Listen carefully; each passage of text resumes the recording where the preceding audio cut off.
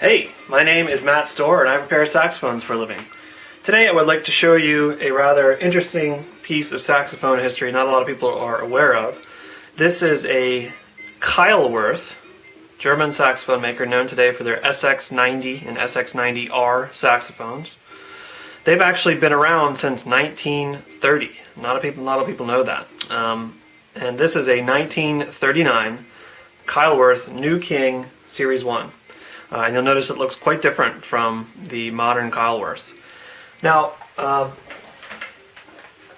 Keilwerth, the brand as we know it today is called Julius Keilwerth. Julius was one of three brothers who were very active in the musical instrument making scene of Germany and Czechoslovakia from the 30s through, present day pretty much. There was three brothers. There was Julius, Max, and Richard. And when you go back far enough with German and Czech saxophone manufacturing, and I put them together here, German and Czech, because the area in Czechoslovakia where most musical instruments were made, which is called Kraslitz, or Kraslice, if you see an Amati Kraslice, Kraslice, same thing, and Markneukirchen, Germany, and Nauheim, Germany, which is where most musical instruments are made in Germany, about 20 miles apart, just across the border. And there was an awful lot of traveling back and forth going on.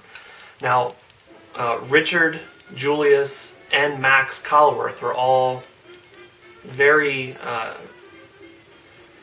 prevalent in the music scene there, in the musical instrument making scene. And they worked for various companies at different times, and you'll see not only did they work for various companies at different times, but a lot of these German and Czechoslovakian companies would make parts for each other, or one might buy a body tube from another to put their own keywork on, or one might buy keywork from one to put on their own body tube, or they might stencil instruments, that is, put different names on instruments made by other people. So it's a fairly muddied scene, but you start to notice that most of those instruments have things in common. It doesn't necessarily mean they're the same horn, but they do have things in common. Now, this particular instrument is a Keilwerth New King Series 1, and you'll see this is a stencil. It says King on the bell, and on the back, by the serial number, let's see if I can get the camera to focus on this, says Model 3. So people call this the King Model 3. You'll also see the JKG trademark, and there's a serial number, 13,881. And that places this in about 1939. You also see there these angled side keys, which the New King Series 1 is kind of one of its defining features. Now, you'll notice the side keys on this instrument are a different color than the horn. That's because this being a stencil, it was slightly cheapened.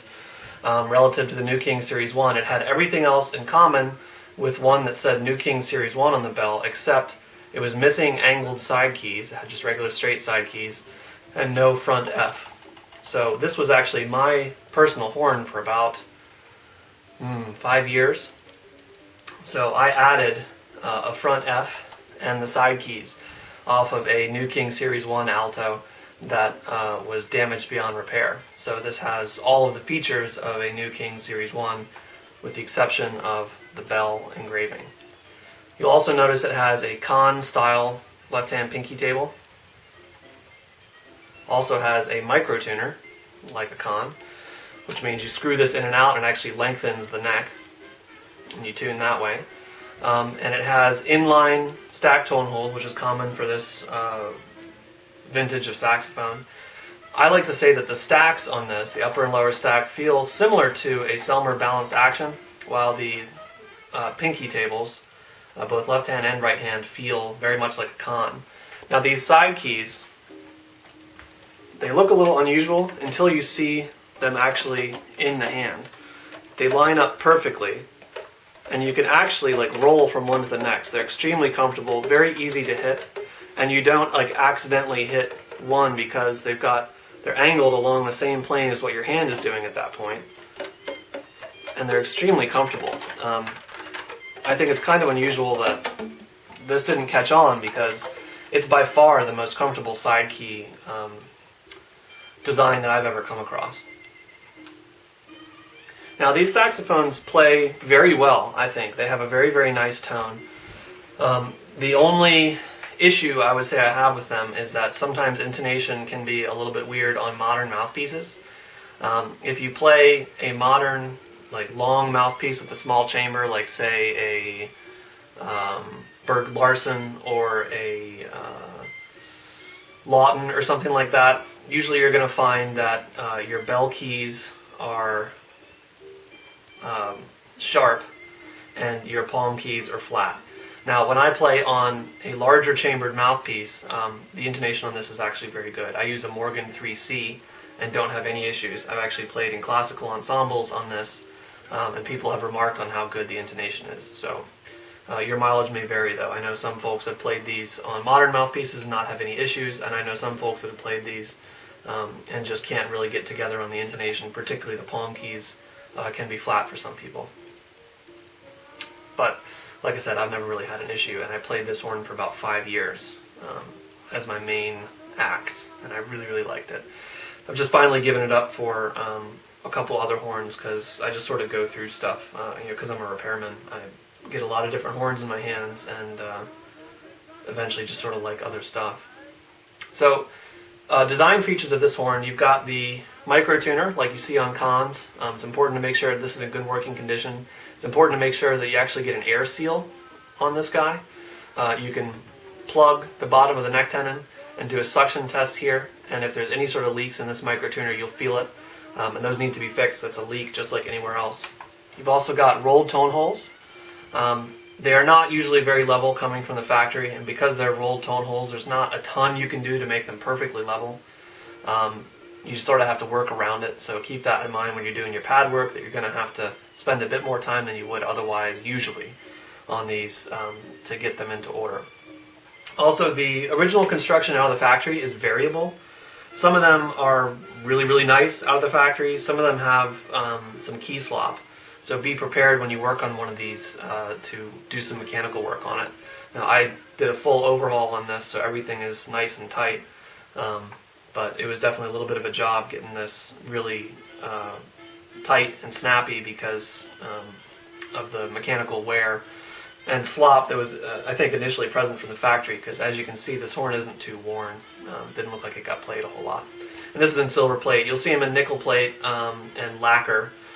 The engraving on the ones that are New King Series 1 are really pretty. It's got this kind of like Art Deco explosion. And I'll put a link in my description. There's a guy named Logan Richardson who plays on one of these. Actually, the horn he has was mine. That was the first one of these I had. But he played it and really liked it, and he sounded so much better than me that I sold it to him and found this one.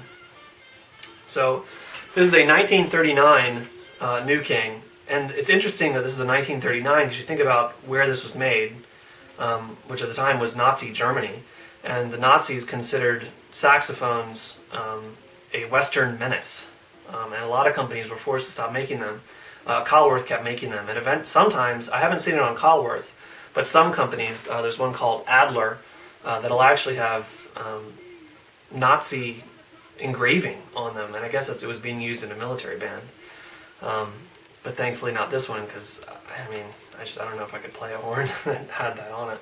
But so this was a horn that was considered a Western menace, made in 1939, which was the height of Nazi Germany, which is kind of weird to think about.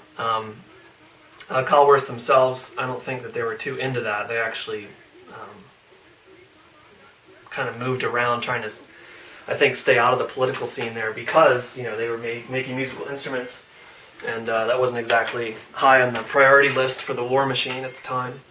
Now, when the war started, basically right around when this horn was made, about a year or two later, production slowed down quite a bit, and the New King Series 1, which you'll find from serial number about 10,000 to about 20,000, stopped being made, and they made a completely different model of saxophone for over a period of maybe 2 years. They only made like 500 saxophones, and they made the New King Series 2, which is an interesting horn, and I have one here, although only about 500 were ever made. And you can see the New King engraving here. This is a lot like what the engraving is like on the New King Series 1 with the globe and the banner. Although you'll notice on this saxophone, instead of rolled tone holes, you've got beveled, soldered on tone holes, much like a Martin. And this is the only Keilwerth saxophone that has these type of tone holes. It's a completely different design, completely different saxophone. You've got these ribbon key guards, left-hand bell keys, which is weird because that's kind of a step backwards compared to the right-hand bell keys on the New King Series 1. Now, I haven't actually put this one together yet. This is mine.